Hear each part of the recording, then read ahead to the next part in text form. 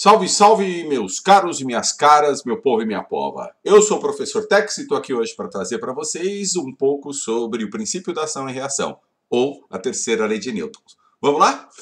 É o seguinte, há uma história conhecida como o paradoxo da carroça. Conta que um cavalo, questionador dos conceitos da física, recusava-se a puxar uma carroça.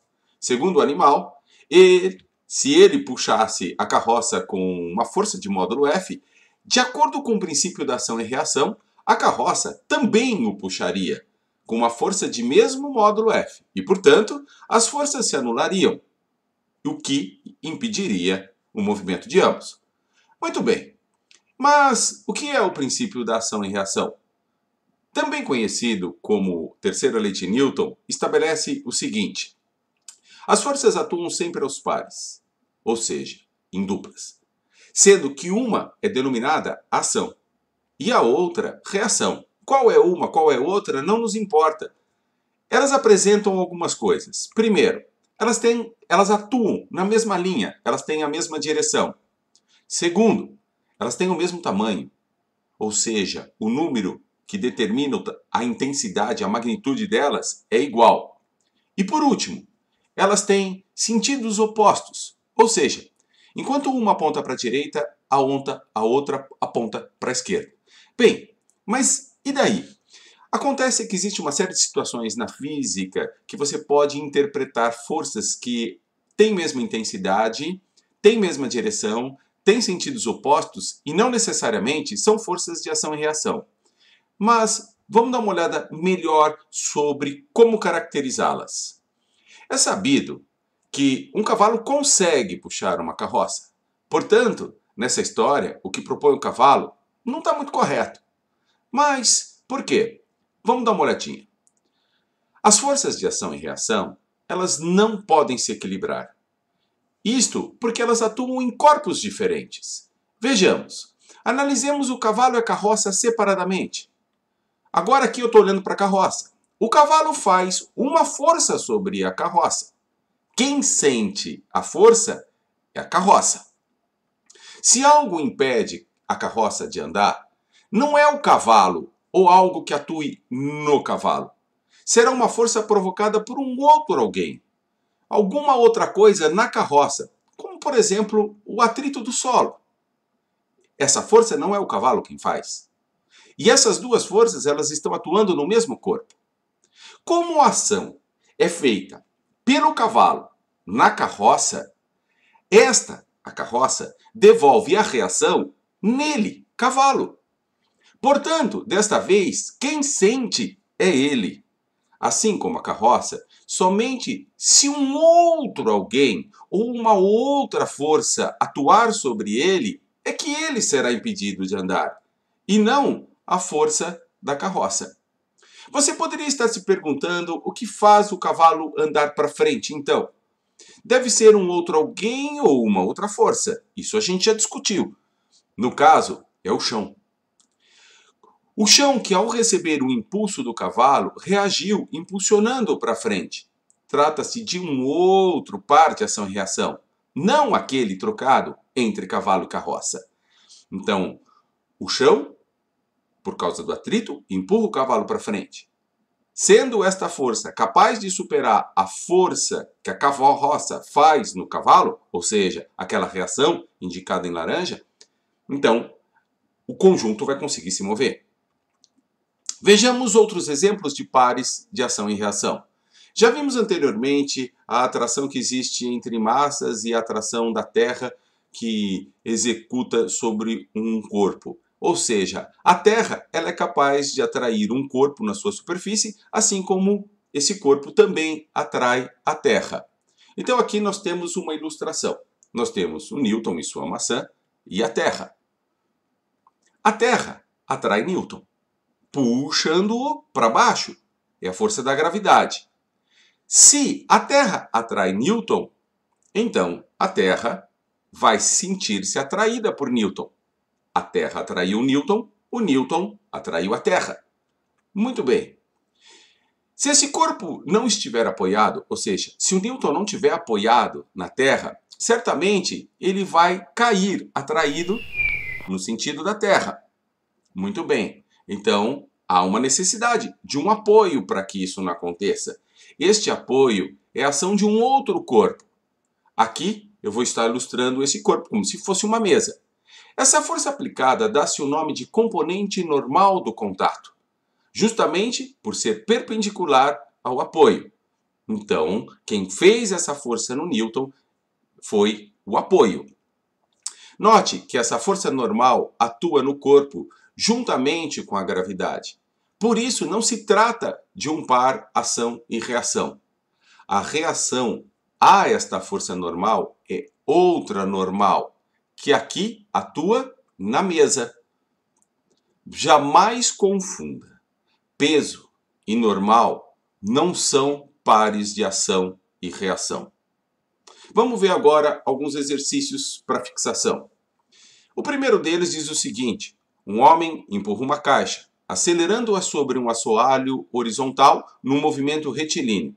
A força que o homem aplica sobre a caixa tem intensidade. Bom, o homem faz uma força sobre a caixa. Consequentemente, a caixa faz uma força sobre ele. Ação na caixa, reação no homem. Tem mesma intensidade, tem mesma linha de ação, mesma direção, na horizontal também. Mas os sentidos são opostos e atuam em corpos diferentes. Então ele diz no item A: é igual ao módulo da força que a caixa exerce sobre o homem.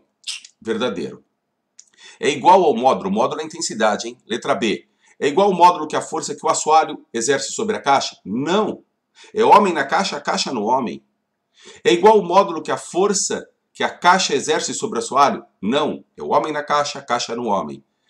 Menor que o módulo? Não. São iguais em intensidade. Mesmo módulo, mesma intensidade. Maior que o módulo? Também pelo mesmo motivo? Não. Então, a nossa alternativa aí é a alternativa A. Um segundo exercício. Vamos lá. De acordo com o princípio da ação e reação, se A puxa B, então B puxa A. Podemos afirmar que em cada ato de A em B corresponde um ato de B em A? Qualquer que seja a natureza desse ato? Podemos, por exemplo, dizer que se João morde Maria, então Maria morde João? Se João ama Maria, então Maria ama João? Se a aranha arranha o jarro, então o jarro arranha a aranha? Se a minholeta da grampola coisou o nhanhanhã, então o nhanhanhã coisou a minholeta da grampola? Não. Nós não podemos estender a lei da ação e reação para além de forças. A lei de ação e reação, ela é exclusiva para forças, somente forças. Então, o princípio da ação e reação só é válido quando a ação de A em B corresponder a uma força. Ou seja, quando corresponder aos verbos puxar, empurrar, esfregar, atrair, repelir ou seus sinônimos, que são de força. Por fim, vejamos um terceiro, eu coloquei como quarto aí, mas é um terceiro exercício que diz o seguinte: a respeito do corpo peso P, apoiado sobre uma superfície plana horizontal, são feitas 4 afirmações. Ele pede para analisar quais são corretas. A primeira: peso e normal não são par ação e reação. Nós já discutimos sobre isso, mas vamos retomar.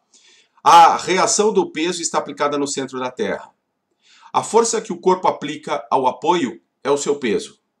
E quarto, suponha que uma mesa quebre quando sobre ela é colocado determinado corpo. Podemos dizer que a mesa quebrou pela ação do peso do corpo. Bem, a primeira coisa que eu vou propor que a gente se faça é o seguinte: vamos separar os corpos para analisar as forças que atuam sobre ele. Então, olha só, separando os 3 corpos, a Terra, o suporte, o apoio e o próprio corpo.